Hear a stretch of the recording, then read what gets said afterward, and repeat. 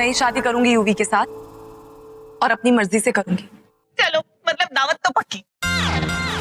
और वैसे भी तलाक की बात तो चली रही थी, तो अब तो ऑलरेडी पेपर साइन हो चुके हैं। अब इतना क्यों चौंकना? इसलिए अब जो हो रहा है उसे होने दीजिए। Let this happen.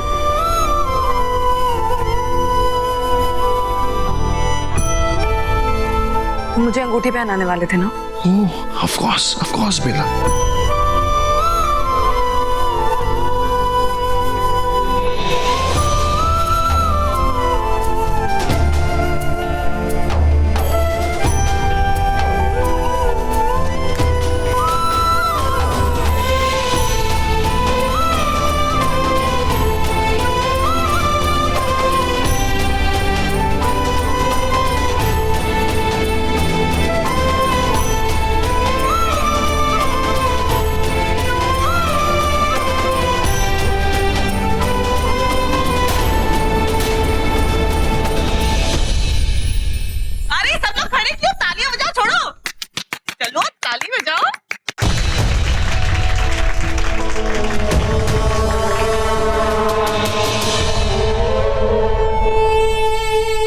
सही फैसला लिया है रूही, मुझे चुन के।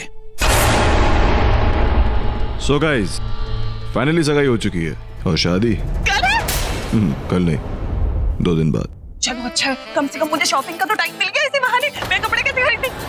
एंडी, जान मेरी बात सुनो, तुम ना अपना बोलो I am not in the mood, okay? लेकिन सुन ले।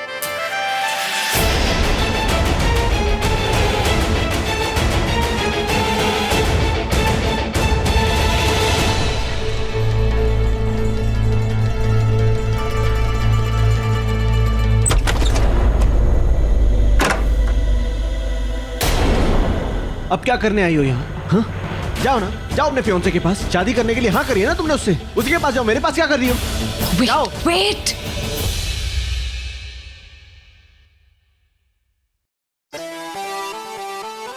देखिए माहिर जी, बाहर जो कुछ भी हुआ ना, मुझे खुद को समझ में नहीं आया।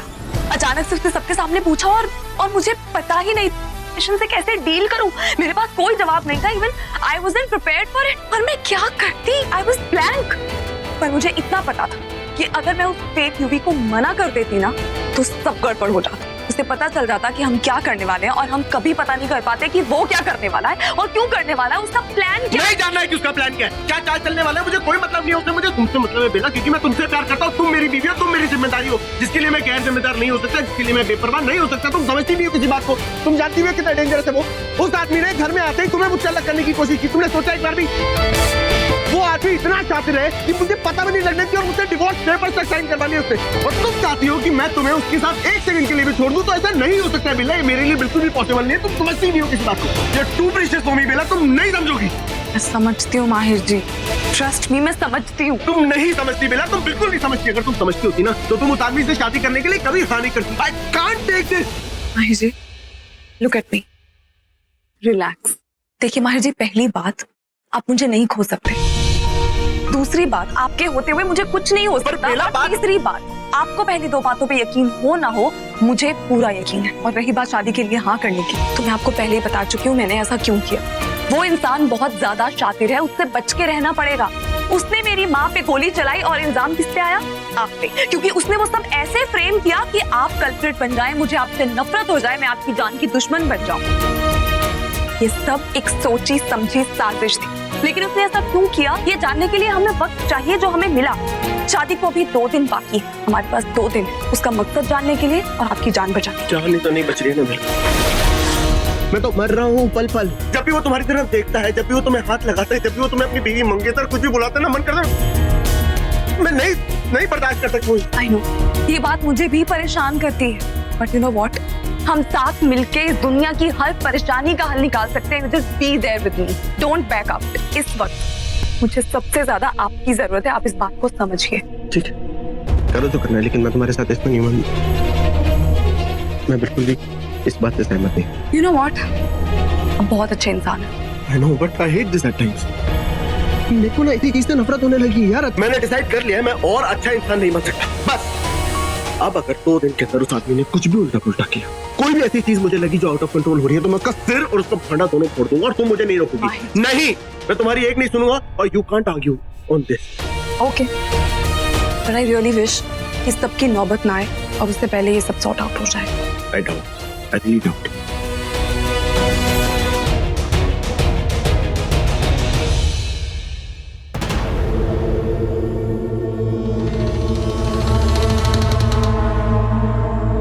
बड़ा खुश होगा ना तुम माहिर, ये बात सोच कर कि मैंने रूही से इतने झूठ कहे, रूही को तुम्हारे खिलाफ भड़काया, उसके बावजूद भी आज तो जिंदा है, मरा नहीं है।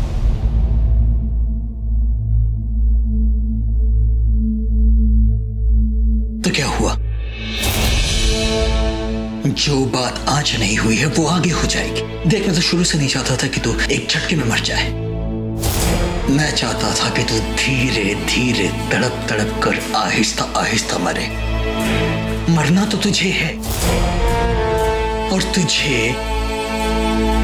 मैं नहीं, तुझे मारेगी रूही, तुझे मारेगी नागरानी, क्योंकि मुझे नागरानी के हाथों किसी बेकसूर को मरवाना है, और वो बेकसूर तू होगा माहिर सैगल।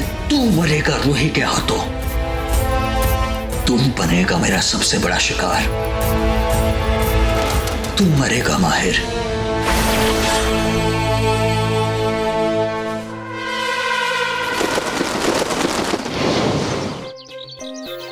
अरे डू इट ऐसा ही से यार, मैंने बोला ना जल्दी करो उसे। हाँ चलो चलो, बाय बाय। अरे सेंटर सेंटर सेंटर सेंटर, आराम से आराम से, चलो वेरी गुड। ये मिर्ची लाइट, वाह लाइट वाला ही गायब है। अरे लाइट लगवा यहाँ पे, चल चल सेंटर पे रख।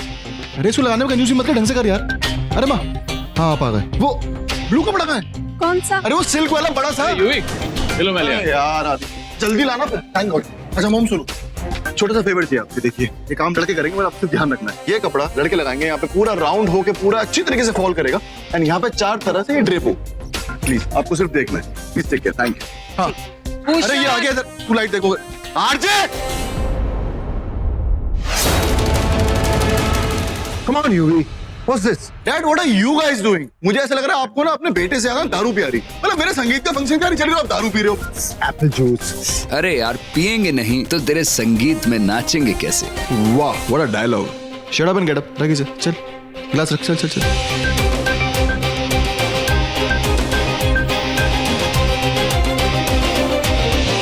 जब बेला की एंट्री होगी ना, तो सिर्फ ये सेंटर वाली कैंडल जलेगी और सारे हॉल की लाइट्स ऑफ होंगे। सिर्फ ये कैंडल जल रही होगी। ओके, बिकॉज इसमें मुझे उसकी एंट्री चाहिए, लाइक दिस।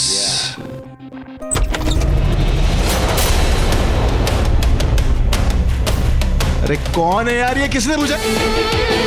यार माहिर भाई, कितनी मुश्किल से मैं प्लेसिंग कर रहा हूँ संगीत के फंक्शन के लिए, और आपने सब बिगाड़ दिया आते ही। एनीवे चलो आगे थोड़ी हेल्प ही कर दो। अरे हाँ, उसका वो डीजे वाले का नंबर है ना आपके पास, उसे फोन करो। अरे आपकी तो आउटगोइंग भी चालू है तो हो गया ना, फिर ये सारी यहाँ पे जलानी है। बिल्कुल बर्दाश्त नहीं कर सकता तुम्हारे संगीत की। बेला, बेला, बेला,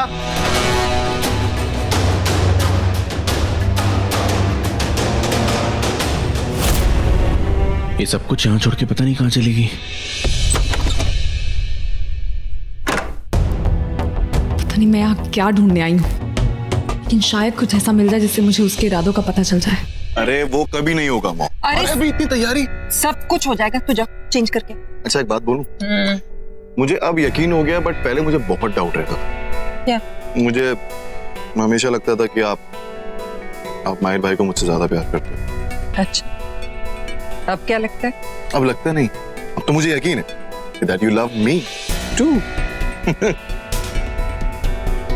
अरे प्यार से याद आया कि वो माहिर भाई का दिख नहीं रहा, कहीं किसी काम से भेजा है। तू कितना टाइम पास करते है, जाना तैयार हो जा। Okay okay okay.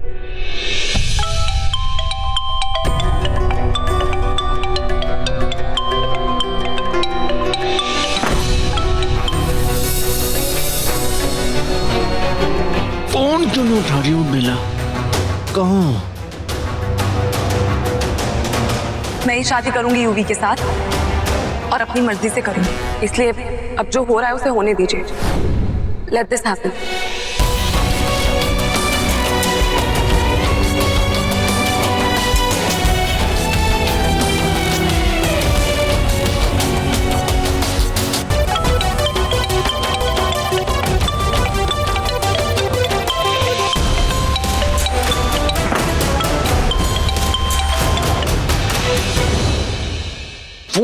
उठा रही हो?